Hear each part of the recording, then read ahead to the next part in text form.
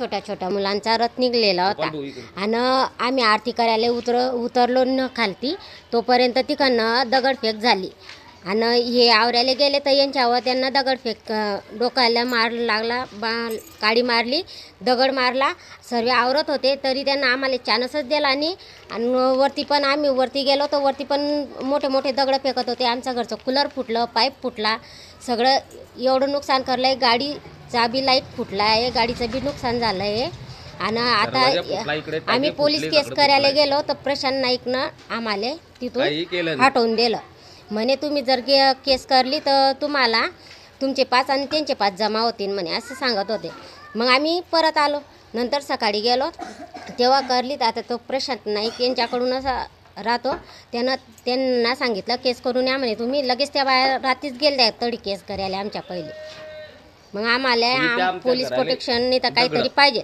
कारण की आहे ना आम्हाला इथं काही जगू देता नाही आहे आम्हाला इथं काही ना काही सुरक्षा पाहिजे. मी शुभांगी महेंद्र कोळी मी जोशीवाडा मेरूनमध्ये राहते. इथे 3 वर्षापासून ते रथ निघत होता लहान लहान मुलांचा तर ते आज तसंच ह्या वर्षी पण निघाला होता तर त्याचं आमच्या चौकात आले आणि आम्ही देवपूजासाठी ते राम मंदिराचा रथ आला म्हणून आम्ही ताट घेऊन बाहेरच निघत होते. लहान लहान मुलांचा रथ होता. निघत असताना डायरेक्ट आमच्या ताटावरच दगड येऊन पडला. आमची मुलं पण बाहेरच होते आमचे माणसं घरात नव्हते. ते मुलांना दगड लागला लहान लहान मुलं जखमी झाले आमच्या घरांवर पण दगड आले. त्यानंतर आम्ही फोन लावून आमच्या माणसांना बोलवून घेतलं. माणसांवर बी त्यांना दगड हल्ले चालू केले. त्यांच्या हातात हत्यारे पण होती आणि बायांवर पण त्या हत्यारे म्हणजे महिलांवर पण हत्यारे दगड मारत होते ते आणि आम्ही घरात घुसून घेते मुलांना घेऊन तरी पण ते दगडांचा वर्षा अर्धा तास इकडनं दगडफेक झालेली आणि घरापर्यंत आले होते ते आणि मारहाण करली त्यांनी भरपूर आणि घरी कोणी नसताना काम झालं आहे रात्री 8 वाजता आणि त्याच्यानंतर मी स्वयंपाक करत होती दरवाजा तोडलं पत्र मारले आणि लहान मुलगा होता माझ्याजवळ आणि वरती पण पत्रांवर पत्र आहे म्हणजे घरावरच हल्ला झालेला आहे तो तर आम्हाला रक्षण पाहिजे. इथं कसं बाई माणूस एकटं राहतं.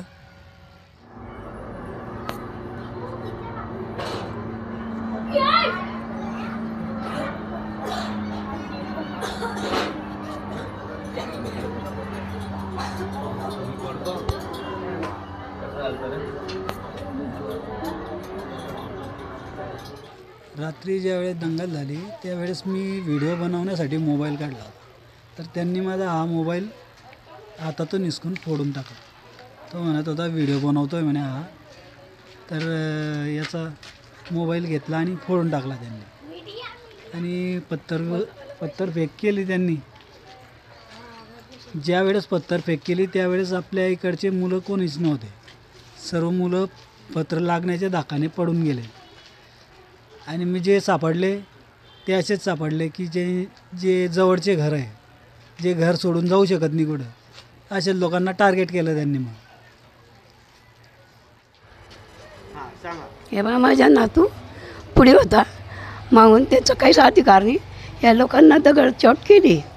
माझ्या नातूला आयडी पण लागला आहे आणि आडीक पण लागला आहे 2 ठिकाणी लागला आहे. आमच्या मदतल्या नगरसेवक सुद्धा आला नाही. हलदार सगळं हार झाल्यावर हलदार आले. मी की नाही घाबरून संगत बाजूवाल्याच्या घरात गेली दगड येईन म्हणून घरात खिडकीला लागीन म्हणून मी घरात चालली गेली तिकडे तर मी अशी थरथर कापे निसते. आपल्या घरी कोणी नाही त्याशिवाय नगरसेवक येत नाही परेशान आपल्या असल्यावरती येत आणि आपल्या घराला सरे हारमोड झाल्यानंतर येतात व्हायला नको पाहिजे असं आणि मग आम्ही एकलं दुःख राहता एखादा दगड आला काही आला घरालो तर मग कसं काय होईन असं नको व्हायला पाहिजे मग. हां इंग्लिश हे आलं की मतदान आलं की मादोड देता मग त्याच्यानंतर आम्हाला पाहता नाही ती तास नमस्कार करतील की आम्हाला मत द्या आमचं स्वागत करा.